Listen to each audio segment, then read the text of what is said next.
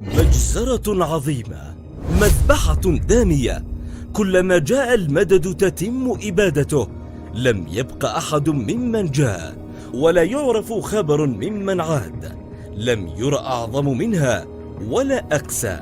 قرابة 100,000 قضوا نحبهم ولم يعد لهم أثر.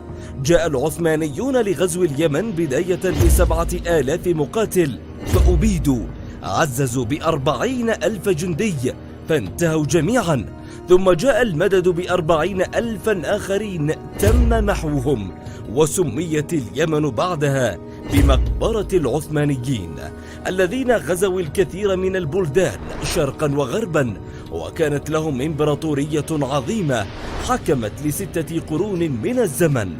هذه الملحمة التاريخية حدثت في صنعاء في منطقة مذبح. ما الذي جرى؟ ولماذا يكثر العويل عندما يذكر سكان الأناضول هذه الحادثة؟ خبايا المجزرة وسر تسمية منطقة مذبح نرويها لكم في هذا الفيديو. مجزرة مذبح. من اليمنيين لا يعرف منطقة مذبح؟ إنها إحدى أشهر المناطق في العاصمة صنعاء، لكن لا يعرف السواد الأعظم من اليمنيين لماذا سميت بهذا الاسم، فضلا عن أن يعرفه الأجانب. وقد سميت كذلك للمذبحة العظيمة التي شهدتها، حيث قضى اليمنيون على كل من دخل المنطقة من الغزاة العثمانيين، ولم يخلد التاريخ مجزرة أكبر من مجزرة مذبح أناضول كما سميت آنذاك. للقصة بقية. من يذهب إليها لا يعود، مقولة يذكرها التاريخ عن اليمن. الدولة العثمانية في ذروتها، وسلطانها سليمان القانوني في أوج عطائه، الذي كان أحد أشهر وأعظم القادة في الدولة العثمانية التي استمرت قرابة 600 عام.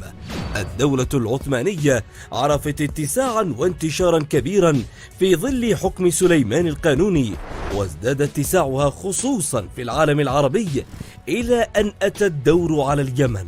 يقول رئيس الوزراء آنذاك، وكان يدعى بالصدر الأعظم في الدولة العثمانية: سيكون احتلالها سهلا جدا.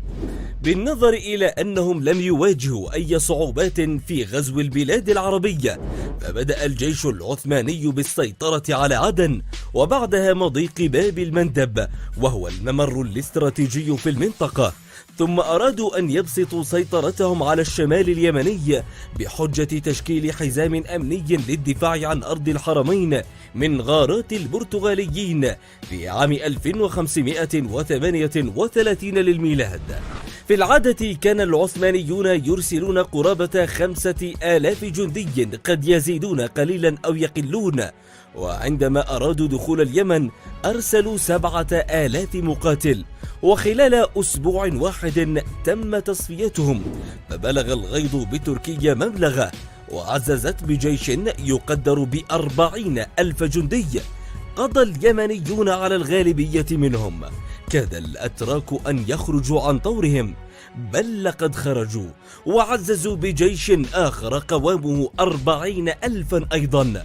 ذهب جزء كبير من هذا الجيش نحو الشمال باتجاه صنعاء، ودارت معارك طاحنة في البيضاء وحجة وعمران، وفي تخوم صنعاء دارت أم المعارك في غرب صنعاء تحديدا في منطقة مذبح.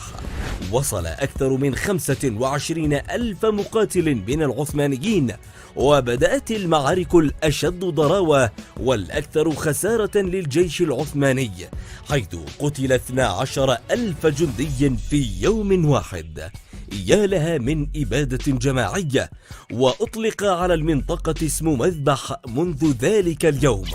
ولكم أن تتخيلوا أن جيشا قوامه 87,000 أرسل إلى اليمن، لم يعد منهم سوى 5,000 جندي فقط، فخلد الأتراك هزيمتهم النكراء بالقصائد والأغاني بذكرى سيئة جدا لا يستطيعون محوها أو نسيانها.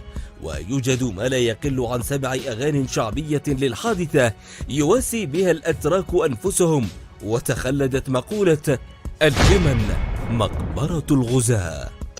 التاريخ يعيد نفسه، فاليمن كانت وما زالت عصية دوما على الغزاة والمحتلين، حتى أن الغزاة يعضون أصابعهم ندما لمحاولة دخول اليمن، ومذبح الأناضول خير دليل. وبعد معرفتكم أعزائنا المتابعين بسبب تسمية مذبح، نرجو منكم وضع تسميات شهيرة لا يعرف سبب تسميتها، سواء كانت يمنية أو عربية.